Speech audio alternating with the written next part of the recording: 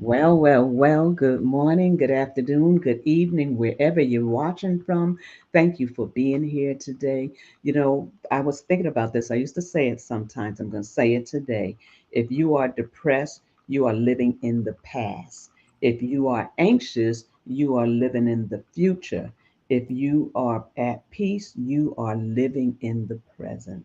And I just wanted to say that today. I want you to know that you are loved in this corner, in this part of the world, right here, you are loved. My name is Leslie Montgomery, and you are tuned into LKM Kingdom Living, Leslie's Lessons Learned. I want to say welcome to everybody. We can't do it without, we can do it, but it's much better if we do it with you. So we're glad that you're here today. Good morning, Michelle. I got to pull my mirror out, when I look in the mirror and I begin to look. I no longer look at, you see, I got a bad hair day. It's okay. I'm not going to get caught up in that. Not today. But the fact of the matter that when I look in the mirror, I see an image. And whenever you look in the mirror, you see an image. You can see the image of the negative, the things that aren't right, or you can see an image of what you have been created, how you've been created, how beautiful you are. Do you know that you're beautiful? Do you know that when the Father created you, He said it's good? And in the process of saying it's good, He said, "Now, are you ready to go?" And when we said yes, he put us in a suit and sent us here. So when you look in the mirror, I want you to know, don't just look in the mirror and say, and I know that Dr. Glenise will be talking to this aspect today. And I always say, if you're in the bed, if you're sitting on the side of the bed and you're wondering why is life worth living, I want you to know that life, yes, life is worth living, and that you do have a purpose here in life, and that you have to seek the Father for your purpose. And you got to look around those things that make you say, is life worth living? And here's the is life worth living. And when you look here, you see a whole room of life, and you have life, and you have life more abundantly if you allow Yahweh to lead you. So, as I said, good morning, and we have to say our statement. And our statement is, a life without me is like a world without colors. And I want you to remember that you are important and that you do matter. We've been talking about it all month, how much you matter, how much um, you got to do what you've called to do. Nobody else can do what you've been called to do. And yes, you have what it takes to do it. Why? It was in you before the foundation of the earth. When He thought about you, He created you, and everything you needed was in you. So the strength that you need, you got to pull up on that strength and come out and do what you need to do. So good morning to my dear, wonderful friends, and uh, Minister Wanda's in Cali, and it's like 6:30 in the morning, 6 o'clock in the morning there. I just appreciate her every Sunday being here because she doesn't have to be here. She can say, "Look, I'm sleeping in. I'll see you next week." But she doesn't. She faithfully shows up. And I was thinking about the show. I hate to call it a show. Okay. I've been thinking about what we've been doing and how much has helped me, how much it's given me encourage, how much it's shown me that I have strength to go on. I can do what I've been called to do. So, and it made me continue to love myself. So if it hasn't helped anybody else, it's helped me. So I want to say good morning to the UK, London. Thank you for being in the house. I see you, Georgia, Jersey. I forgot where is, look, Michelle Grice, where is she from? I have to talk about her for a minute because yesterday when we was in Sabbath and she started talking, I was like, "Well, are we on a radio broadcast?" Because her voice just sounds so like you are listening to WWG, and we are here. The Grice family is here, Arkansas. Thank you so much for being here.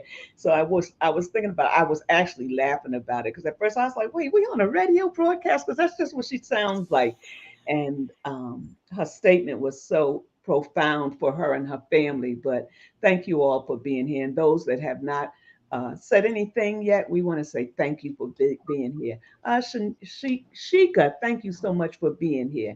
And I want to say, Alfreda from Philadelphia, Shika's from South Africa. We're just glad that all of you have shown up today. And I want to say, just take a moment. If you did not hit that like sign, you did not subscribe, and you did not share, please take a moment and do that. Today's show is going to be on, do you grieve differently because you're a grief counselor? And we have a guest with us today. But before she comes forth, I want my girl, Minister Wanda. Let me be politically correct. I would like Minister Wanda to come forth and tell us a little bit about herself. I'm not going to be ghetto today. Okay, go ahead. I'm going to try not to be. Good morning, good afternoon, everyone. Now I don't know what to say. My name is Wanda Floyd. I am a licensed hair care professional. I've been licensed for 31 years and about to step from behind the chair and go into education full time. I am an instructor. I am a trainer. I'm an author, and I do some things in ministry. And I'm just so happy to be here and to be here with our guest, Miss Leslie. Oh, yes, but you have some things going on. Well, I know you said that, but what about in ministry? What you got going on or about to take happen? It might be in April, but she has a phenomenal show, and I'm gonna let her tell about it. Just tell us about it. I do have a show that stemmed from Have a Seat in My Chair Beauty Industry Talks with Wanda.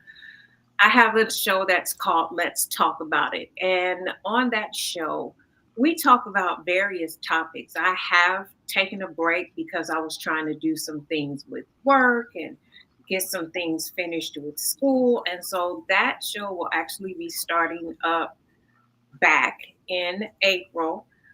Some of them will be pre recorded because we're getting ready to go into the season of Pesach. And, Yeah.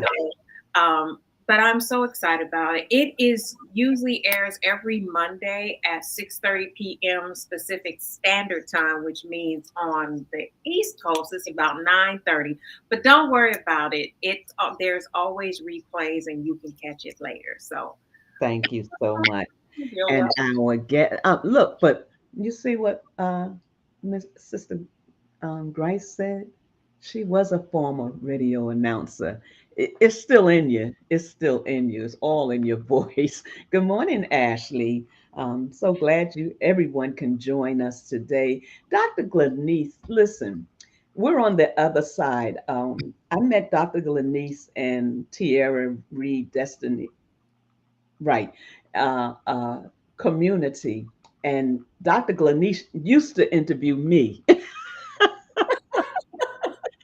And now we're on the other side. I get to interview you. Tell us a little bit about you and what you do.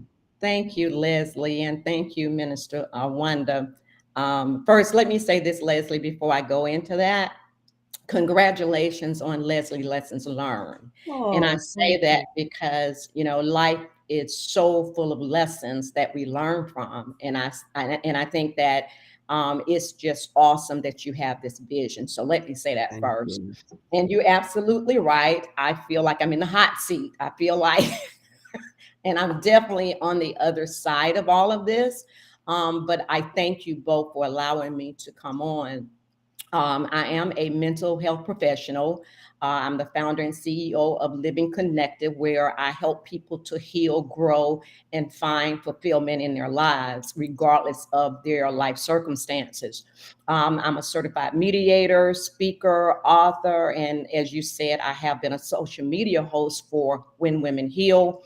And I've also been a co-host on an online radio station, WCG, some years ago. So I enjoy speaking to the world.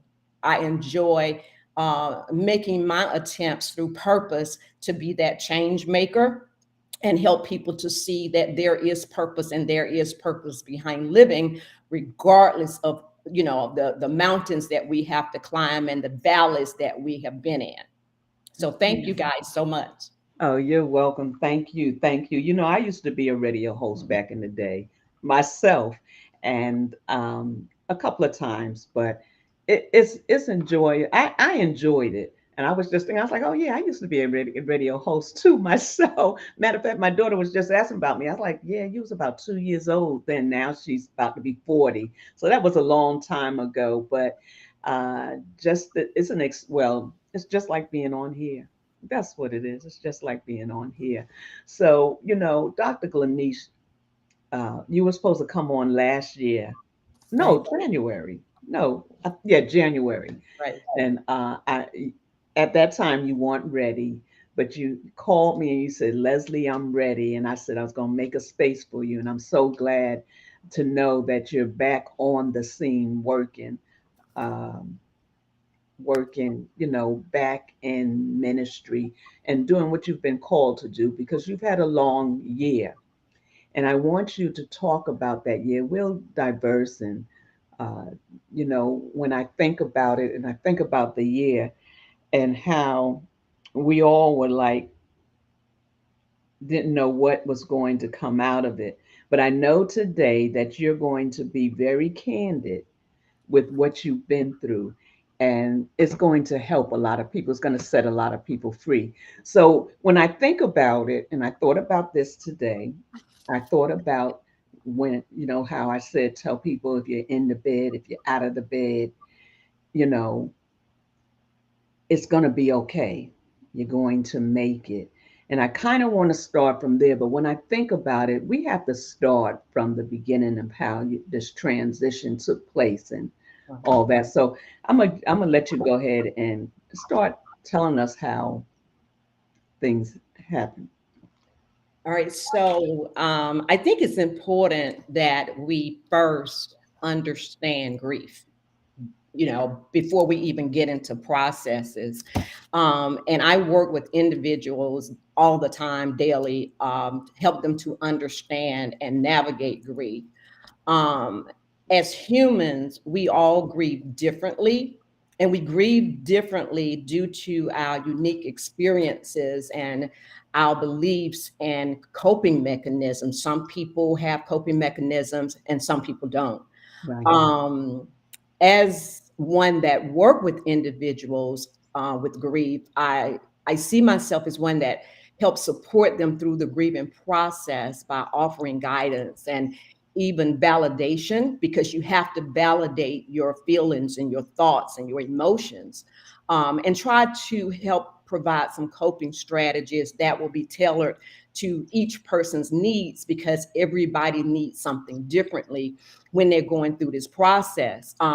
We have to understand that grief is natural and is multifaceted, emotionally, as an emotional response to loss or a significant change in life. Um, it can, as I said, include a range of emotions, thoughts, and behaviors that people experience when they face loss. It can be triggered by various events. It can be the death of a loved one. It can be a breakup. It can be loss of a job, significant life change. Maybe someone is moving to a new place. So there's different situations and circumstances that people encounter when grief shows up. And Mhm. then you kind of have to look at the stages of it. You have denial, where we just really can't believe that this has happened. We don't face the reality of the loss. And then you've got anger, where you're frustrated Yeah, and you hurt, you feeling some resentment. that's right. You've got bargaining, where you try to negotiate with the loss. You try to negotiate with God. Well, God, if this, I promise, I promise that, going through this, if you just get me out of this, if you just help me navigate this, and I'll do that, right? Then you have your depression, where you got sadness and hopelessness. And I'm going to talk about my own experience about that portion of it. And then you go into your fifth stage, which is acceptance. Do I ever get to a place where I really accept the reality of what I have and I'm encountering, right? So just to start getting into my own personal journey, yeah, I knew all these things. Right. I studied grief. I studied how do I help people with this process. So I had all of the academic part, right? But here I am, and I've had deaths in my family before. I had my parents and grandparents, aunts. I've had people that I had to navigate grief with. But let me tell you something. I had never experienced grief to this magnitude until I lost my husband. Les, I'm gonna do all I can to try not to Look, cry. I'm, I I'm, got my little tissue right here myself. I'm gonna try my best to get through this without a You're gonna tear. get through. You're I gonna get promise. through. I cannot promise. You're gonna Um, get through. you have you have to understand. I've only been on this side of my healing journey for 12 weeks. What 12 you weeks, see today, 12 months, right? no, no, no, no, no. No. Oh, you're On talking this about the side of shift. healing, where Okay. I'm able to, Yeah. um, I would not have been here 12 weeks ago, Right. right? Right. So where I am right now, Okay. I've only been here 12 weeks. Okay. So let's go back. My husband passed away, first of all, October 2022. For 5 years, he fought cancer. He did 65 rounds of chemo. But when he was first diagnosed in 2017, 2018, 2019 were very tough 3 years, especially 2019. He went down from 165. By the end of 2019, he was weighing 94 pounds. I got him into the cancer treatment center. They worked with him. He gained his weight back, and we thought we were getting ready to live life again. The pandemic hit. So, of course, because of the condition, we had to be very careful. All right. So, April 2022, I noticed him starting to lose weight again. And I'm like, you're losing weight again.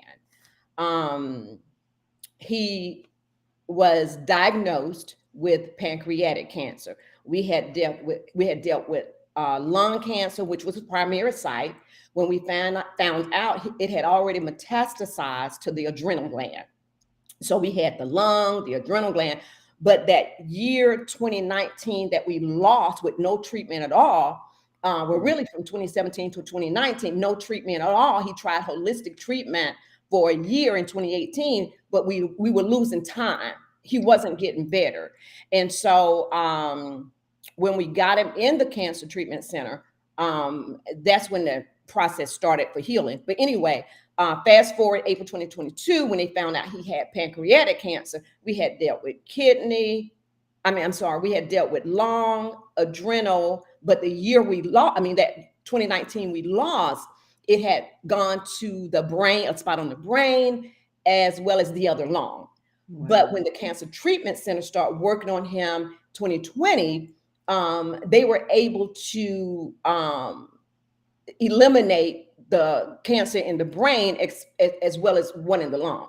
Okay, so here we are, April 2022, we find out he's got it in his pancreas. And so with it being in the pancreas, April 2022, they tried radiation, but he was still doing chemo, but it didn't work. It didn't do anything. And so the process actually started. But because I saw him come back to life a couple of years prior, year prior, it was like, oh, he's going to get better. I had programmed my mind that he was going to come out of this and he would get better and we would go back to living our life. We had plans, all of this. All right. So fast forward, we get to October of 2022. Very horrific year. From around August, maybe, we were in and out of the hospital, in and out of the hospital. Although I had seen my parents go through every stage of cancer, I still had it in my mind that he was going to come out of this because I'd seen it before. So we get down to um, the week, the final week, right? I'm still believing. I'm still trusting. I'm just waiting. I'm just waiting for that day this change was going to come. October 8th, well, that Friday, October 7th, he was in the hospital bed and he reached for my hand to tell me that he loved me. And I'm like, okay, I love you too. He said, no, no, no, you don't hear me. I love every part of your being. You've done this. Um, so I went about my normal night to get him situated. That Saturday morning, October 8th, I got up and I got him um, situated as I had my everyday routine. I told him, I said, now I'm going to go to the store about 2 o'clock. I said, I'll be right back. I'm just going to pick up a couple of things. I'm coming right back. He shook his head. Okay. Um, Between 12:30, after I got myself dressed, between 12:30, 1 o'clock, I was sitting on the couch next to his bed. And I saw his hand go up like a queen waving in a parade. His hand went up. He started like a wave. So I jumped up and I ran to him. I was like, "Are you okay? You know, something wrong?" He was like, "No." Um, the wave, I would never get it out of my mind. So I said, "Now don't forget, I'm going to the store. Now keep in mind, I'm still in the frame of mind that he's going to get better." I said, "Don't forget, I'm going to the store at 2 o'clock. I'll be right back." I said, "You want some chili?" And he nodded his head. I said, "Now, my nephew," I told him he would be here at 2 o'clock. He would stay with him while I ran to the store. My nephew got there at 2 o'clock. I left. I went to the store. The store is 5 minutes away from my house. I was in there 10 minutes at the most. I went in there to get two things. I came out. Wendy's is in the same parking lot. There was two cars in front of me. I stopped at Wendy's. I got the chili, came home. I know I was not gone. If I was gone 30 minutes, it was barely 30. So I get back home. I put everything down. I go to his bed and I called his name. I didn't get a response. I kind of moved him. I didn't get a response. I lifted up his eyelid. When I let it go, his eyes just closed back down. And I shook him and nothing. I kept calling his name. And I got no response. I told my nephew to call 911. Got 911 on the phone, and they walked me through CPR, which I was fine with that because I had just done that with him the week before. And I kept trying and I kept trying. And so my neighbor got there, my cousin got there. At some point, my daughter got there, and I did CPR until paramedics got there and they took over. They worked on him maybe 20, 30 minutes, could not get him back. And he was gone. Of course, that week I had so much company. But when everybody had to go back to their normal lives, and I totally understand. And I vowed I would not take my kids' lives from them. So that, of course, left me home alone. So now I get up one morning after all said and done, the funeral, the burial, all of this. One morning I get up and all of a sudden it hit me. And I said, God, it's for real. It's just me and you. My normalcy was gone. I didn't have a normal life anymore. Right.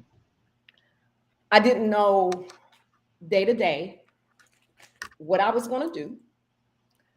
I was used to being a caretaker. I had my routine. I had nothing to do. Yeah. Um, that was October. I had to face um, Thanksgiving, Christmas, New Year's, our anniversary, January 5th, Valentine's Day. And I'm like, how in the world am I going to get through all of this?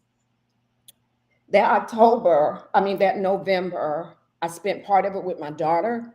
And then I got me a flat out and went to Fort Lauderdale to see my son. And I did the same thing Christmas. Right. New Year's, I was by myself. I did not know how to navigate this. I didn't know what to do. Yeah, I knew God, I knew scripture, I knew affirmation, I knew it all.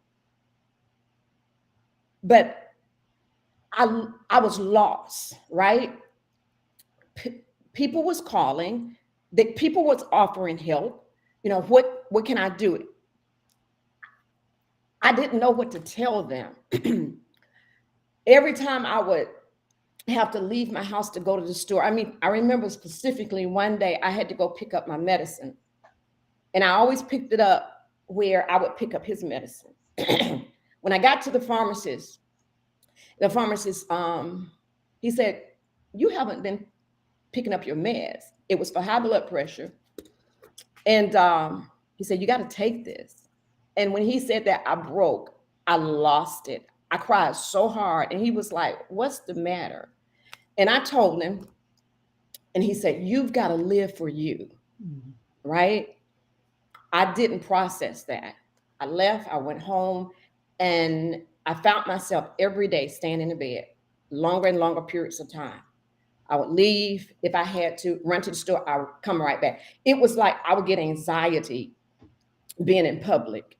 Um, I retreated to isolation. Um, Family would ask, "You need anything? What can I do? You want to go do this?" I had a girlfriend that would text me prayers, that would call. You want to, it was a lot. It was so much.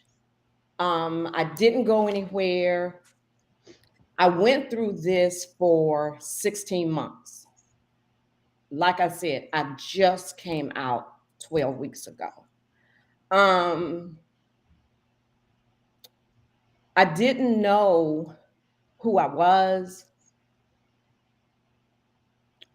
There was times that a week may go by and I had not even taken a bath. Um, People would call me on the phone. I couldn't talk. I would only cry. Only thing I knew to do was to cry. Every time somebody would call me and I said hello, floodgates open. Um, I didn't even know how to pray anymore.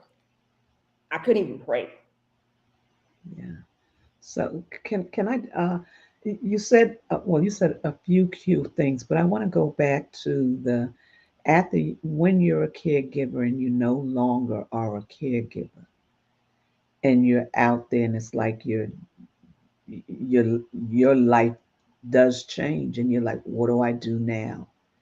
And you don't. It's like you're searching for life again because your life was tied up in that person, and it's so real.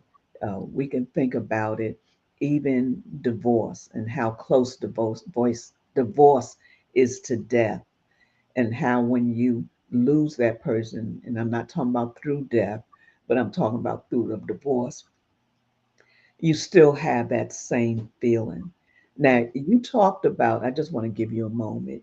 You talked about some of the steps that you go through with death, Mhm. and all of them are real. You go through um, the part of maybe you didn't, but I did. I was angry, and I was angry because I felt he was selfish. He left me, you know. And not only did he leave me because my situation was so different than yours, but he left me, and I felt like he never gave me the best of it. So it made me angry that to me he was selfish. I think about the part where there's just so many aspects of it that you deal with. And if you've never really lost someone that's close to you, you don't understand. For you to stay in the house, and we would call you, you wouldn't answer. And sometimes I'm like, could you just let me know you're okay? And then once in a while you'll say, I'm okay. I'll call you soon or something like that. And that place right there is like being in a dark cave. Yeah. It's like being in a dark cave and you don't want to come out. You don't want to come out. Do, could you do you did you feel like maybe, well, I know we've had conversations. I know how you felt, but let me just ask this question. Do you feel like it when you feel that way of staying in the cave is because you can't see beyond where you are? You can't. You have to think about, you're with the person that you get up with every morning. You're with the person that you go to sleep knowing they're there every night. And when you wake up, you look around, you're like, where am I? You know, um, Leslie, it's like you're so lost, right? That's the only way I can put it. I couldn't talk to anybody because I didn't know what to tell them, what I was going to do. I didn't have a next. Although people say, well, he was 6 for 5 years, you weren't prepared. No, I wasn't, because I left going to the store, He was still alive. and I carried that guilt. I carried the guilt of, Mm, um, if I had never gone to the store, would I have been able to save him like I did the week before I revived him, right? So it was like I, I felt so guilty, mm, for 16 months. And I had no plan for my life anymore. Yeah, right. I was doing so many things, Lisa. I was doing quite a few things, even Yes. when he was sick. I was a Yeah. full-time caretaker, but I Yeah. was still trying to keep my identity. Trying to maintain. Right. And I lost us when he passed away, I lost a sense of my identity.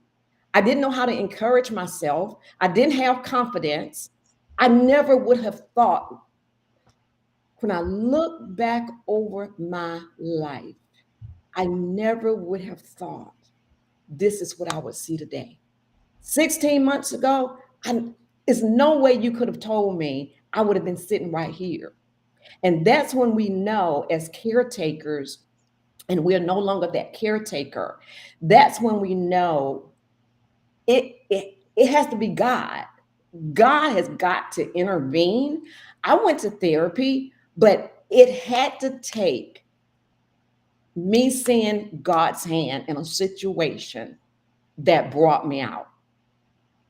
And so now, 12 weeks later, but here's, Before you go there, I want you to, what, why do you think you lost your identity?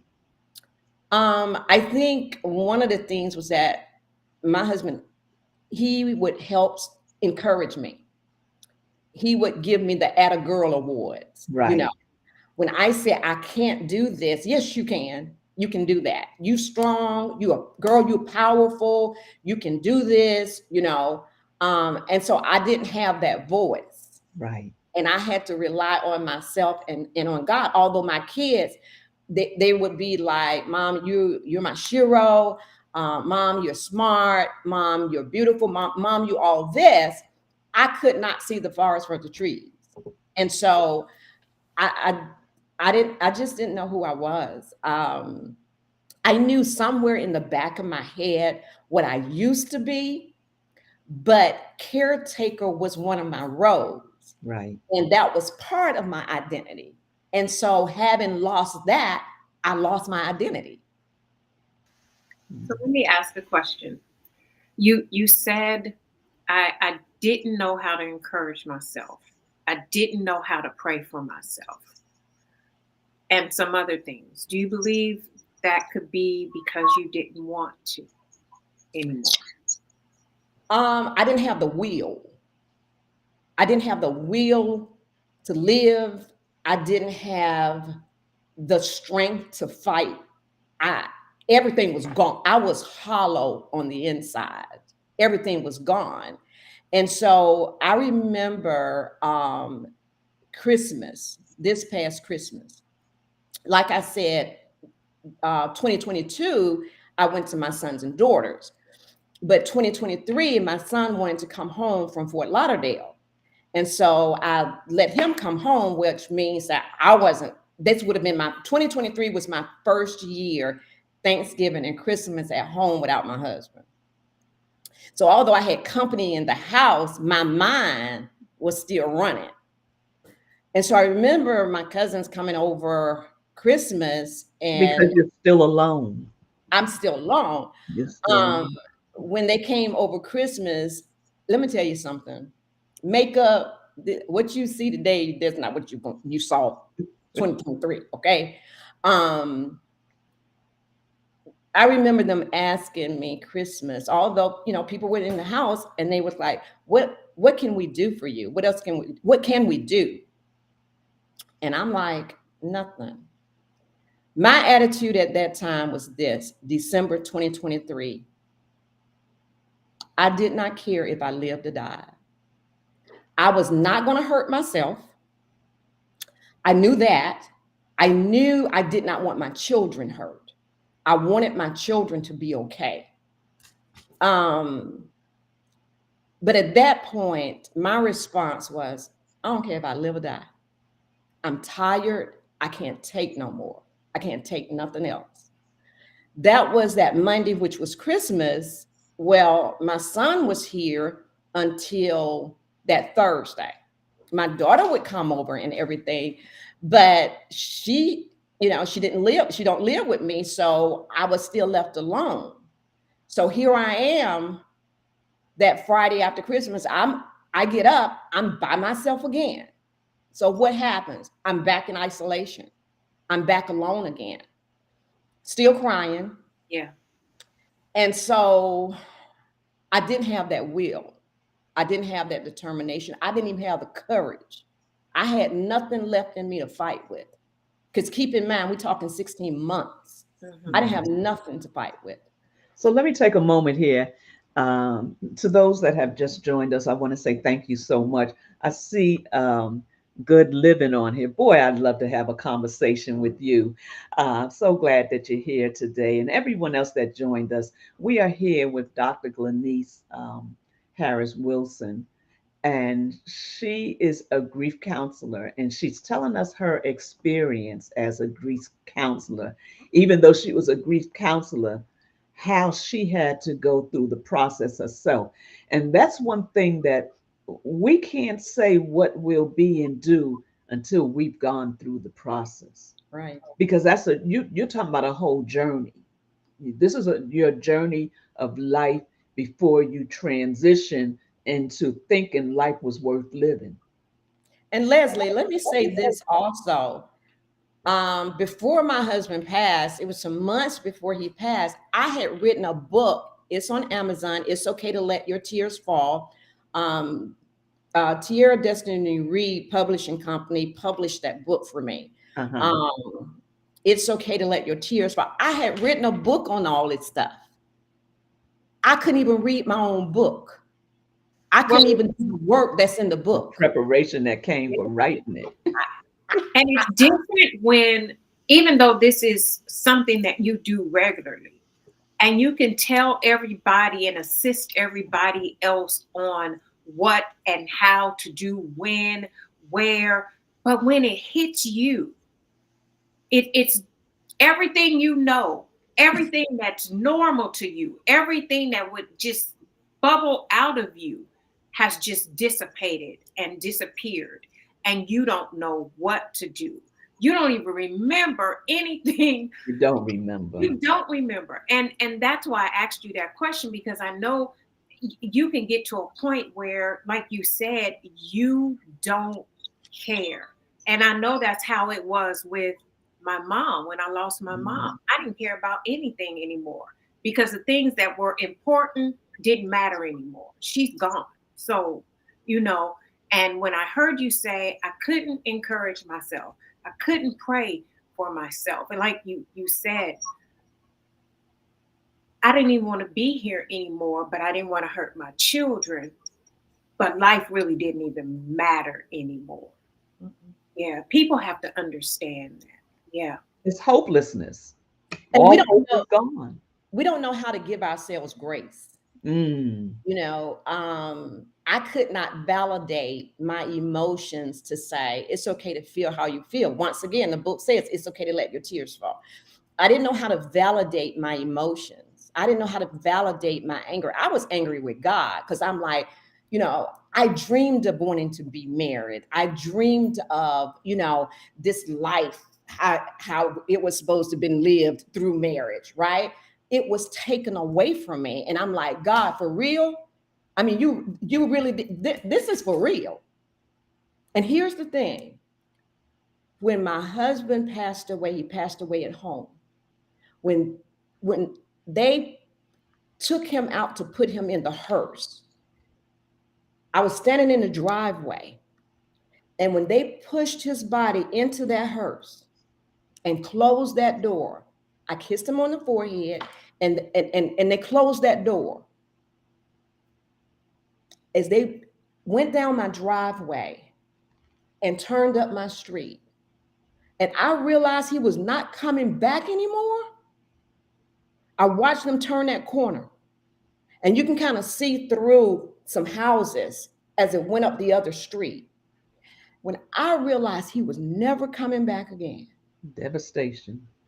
I was devastated. Devastation. Yeah. And Woo. reality probably set in right in that moment, but the pain, I didn't expect it. I just went to the store. I did not expect my Saturday to go like this, right? And so, fast forward to the change. Fast forward to when the when the light bulb came on, and when the new journeys, when the shift came, right? Remember Christmas, I didn't care, right? And getting ready to face New Year's, our wedding anniversary, January 5th, Valentine's coming, getting ready to face all of that. Here I am, New Year's, by myself again. I went down on my knees. I went before God and I said, Lord, I cannot take this no more. I'm tired. I said, God, I don't know what you're going to do with me. I said, but I can't take this anymore. I said, I cannot have 2024 like I had the latter of 2022 and all of 2023. I said, God, I can't do this no more. I said, I don't know what you're going to do. I truly thought, honest to God, I truly thought it was going to be a physical death. I really did. Wow. I got up off my knees, and this is what I heard. I heard him say, that was not your death, that was his. Wow. And I said, God, I Real still don't know talk. what you're going to do. Because I know I can't live.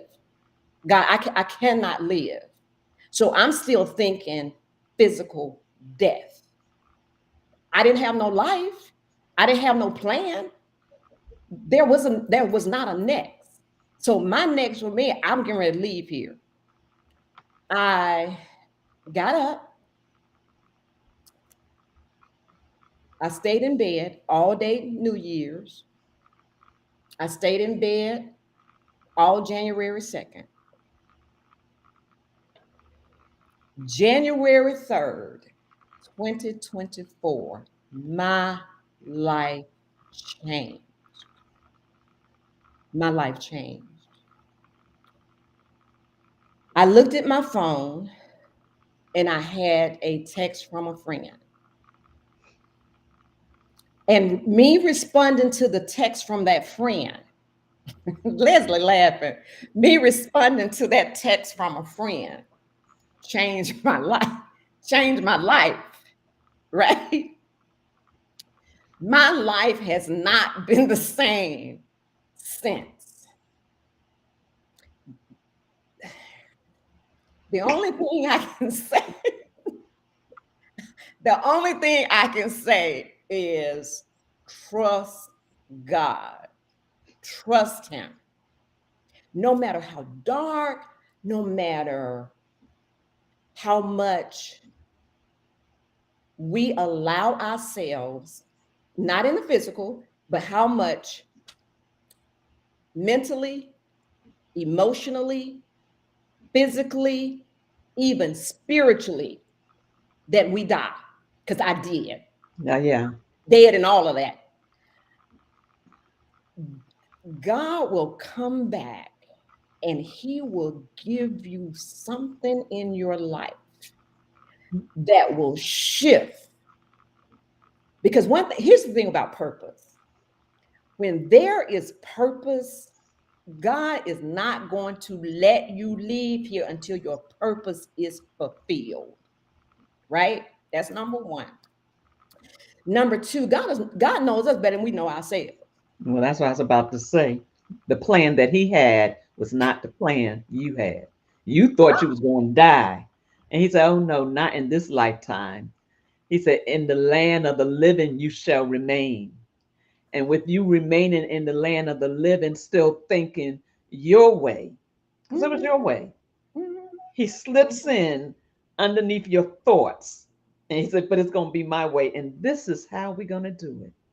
And can I trust him? I felt that, you know, I had to trust him in the process. But, you know, the word says, um, yea, though I walk through the valley of the shadow of death, I shall feel no evil. Um, I didn't know because I was so angry, I didn't know what all, maybe something had come up against me. I didn't know, I wasn't thinking clear, right? But suddenly life changed. A automatic shift. It was Automatic like shift day and night. from January 1st when I prayed to January 3rd. And so you know Three what days. happened? You know what happened? You finally gave in. He don't move until we finally give in. It And reminded you me of the said, Trinity. It was the 3 days, right? He showed up. And here I am today. I feel good. I'm happy. I'm ready to face the world. I'm ready to step in any plan, gift, calling, whatever God got for me. I'm ready to walk that walk. I'm ready to live that life. I'm ready to talk that talk. I'm ready to share with other people. I'm ready to, I'm here's the thing. I feel, this is just me. I don't know what everybody else might feel, but I feel I'm so much better than I was. The difference is I'm able to take that experience and use it for my greater good. And I am so excited. I cannot disclose, but I am so excited for vision that God has already shown up and started his work, well, right? last time I talked to her, she was talking about doing so much. I said, well, don't burn. I don't want you to burn yourself out now. Because she was like Superman. She was gonna He keep on. Leslie, just yesterday, he gave me something else. I was on the phone with somebody. He gave something else yesterday. I feel like I'm, and I don't want to say this in a vain sense, so don't misunderstand what I'm saying. I feel bolder. I feel like I'm more courageous. I feel like I'm more confident. I feel like he has, because of the way he has blessed me. I'm trying so hard not to let the cat out the bag because of because of the blessing. Okay, um, he has expanded me. He has enhanced my life. He has enhanced who I am. He has expanded opportunity. He has expanded growth. And that's what you just never know why things happen the way it was. My business is called Living Connected. And that's what I do. I don't just do grief counseling. I do right. premarital, I do couples, I do relationship. She's a Um, pastoral counselor. right, right. Right. So I do all kinds of counseling for chronic stress, anxiety, depression, but I just think that this is where he's just enlarged. Here you go. He's enlarged my territory, right? Because And now you're so, doing it for real. You know what I'm saying? Now you're doing it for real. A lot of times we cannot. We think we're helping. We think we're doing exactly what we're supposed to do, but it's until you've experienced that thing that you can really help and change lives. You know, I can't tell you how to be financially successful if I've always been financially successful and you're poor. You know, I don't understand that. I have empathy for you, but I don't understand that. And now with you doing marriage and the other areas that you were experienced in that. You knew what that was like. And you could talk to them and help them from that place. But now, like you said, he's expanded you. So what you're giving is real. I'm not having empathy for you. I've experienced this. So I know what this is like for you. And so now he's saying, now you can really live. Now let's do this. So let me ask you a question. What was the Oprah's book we did? The how many days? What it was? Was it 30?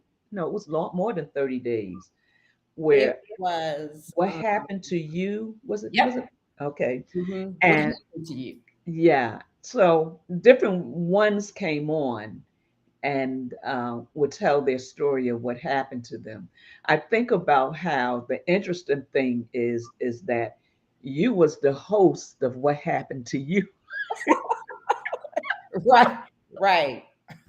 So now you can kind of take that and extend it because now you know and you've gone through and you've experienced what happened to you. I know what happened to me, Yes, right? she can. She I can. Not know what kind happened of. to me. She can, Miss Leslie. But and I'm so excited. I can't disclose a lot of it, but just get ready and be on the lookout because some amazing things is going to be coming out for widows and widowers. I can remember a time I couldn't even say what I hated to hear that word widow. I couldn't even say it. Mm. I just could not say it, you know. I just recently, in the last maybe 2 weeks, 3 weeks, changed my profile to say widow on my Facebook page. Wow. I couldn't say the That word. takes time.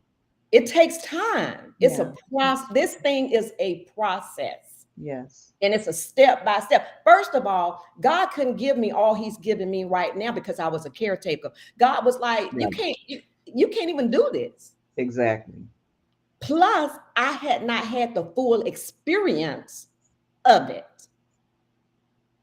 You Now, were if you in come it. to me and you say you're a widow, we need to have a conversation. And I can have that conversation. So some things I personally feel you can go to school all day and in the morning. I did it. I sat in classroom after classroom after classroom. But when you get that real life practical experience, Oh that's a yeah. whole different.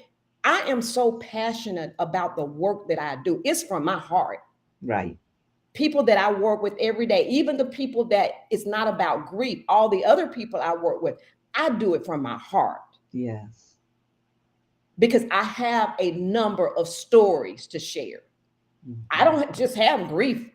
I haven't been on this earth, you know, and everything's been hunky-dory.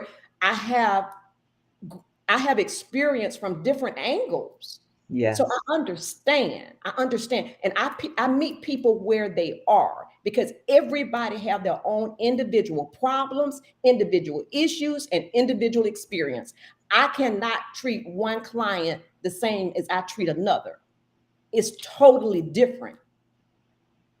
And It a lot of is. people think there's a structured way of helping somebody. You got to figure out that person's experience. What's their story? and try to change the narrative of that story.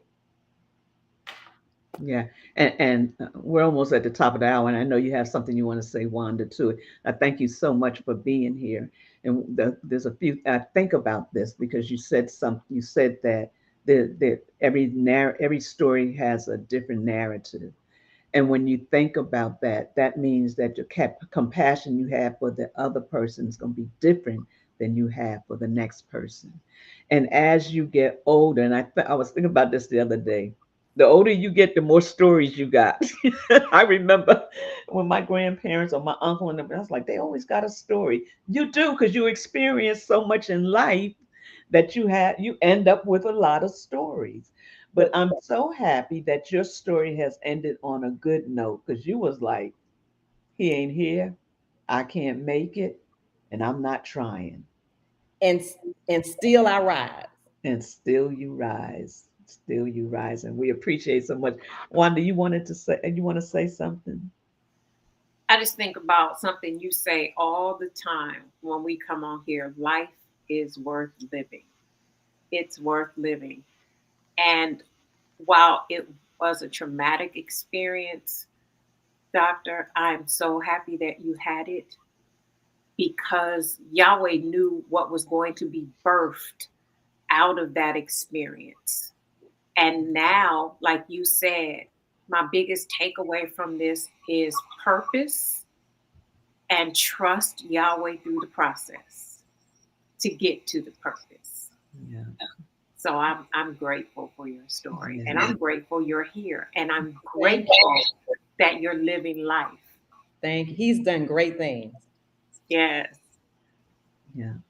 Well, we're at the top of the hour. Thank you so much uh, for choosing to live. You know, one of the things I always talk about is if you're not here, that's one less flower. You are a beautiful flower, and Thank you you. are here for a purpose and a reason. And all that you've gone through was part of the purpose. There's a destiny. Thank There's a destiny. you. And I want you to continue to be encouraged. Continue to go through your process.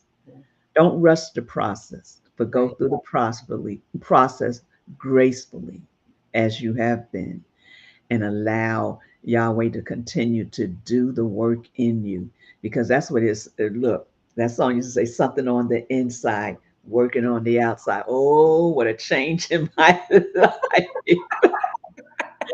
So I want you to not stop.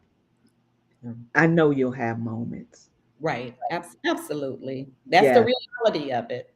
yes, yes. And I want those to, there's some out there, because I was one of them, that you've lost your husband. I'm talking about husbands right now, and your husband wasn't the best. You still have, there's still the process that you go through. Though those process of grieving you still go through.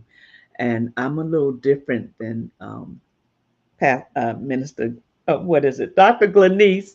I wasn't sad he left until I started going through my grief process. It was like, give me a drink, hip, hip, hooray. So, but I was different. But the reason why I'm saying that is because her story is different from mine. Her life was intertwined with her husband. So, because her life was intertwined, it made it harder for her to break away from the chain, or not the chain, the bond. It was the bond of love that you two had. And you had to break away. And the way, because you was like, he gonna live, he gonna make it. The process it you had to go, you had to go alone, because you never put in your thought pattern that he might not make it. And you have to think about it, Leslie. Life changed. I didn't have to cook. Even cooking changed. Yeah, Riding in the car changed. I'm by myself every time I right. go. Everything changed. Everything changes. Had to And eat what do you alone. Every do? meal you eating alone. I couldn't take it. I just could not take it. Yeah. But if you think about it, what do you do in those places that you're alone? And Dr. Right. Glenise was here today to let us know there is hope. And now, probably when she sits down at the table and eat, she doesn't feel that same pain of eating alone because she's had a shift. Now that's just me. You, if you do, you can say, Leslie, I still do. Yeah, that eating alone is kind of hard for me. I don't handle that part. I don't handle well. But yeah, everybody handles it differently, like you said. Listen, her description, her email is in the description. Please, if you need to reach out to her, I don't know your process. You want to tell them your process when they reach out to you, or Yeah, they can email me at dr for Dr. Glenise Harris Wilson, GLENISE, Harris Wilson at gmail.com. Or they can also call me, Leslie. My number is 770-310-1880. let me put it in here, and then we're gonna.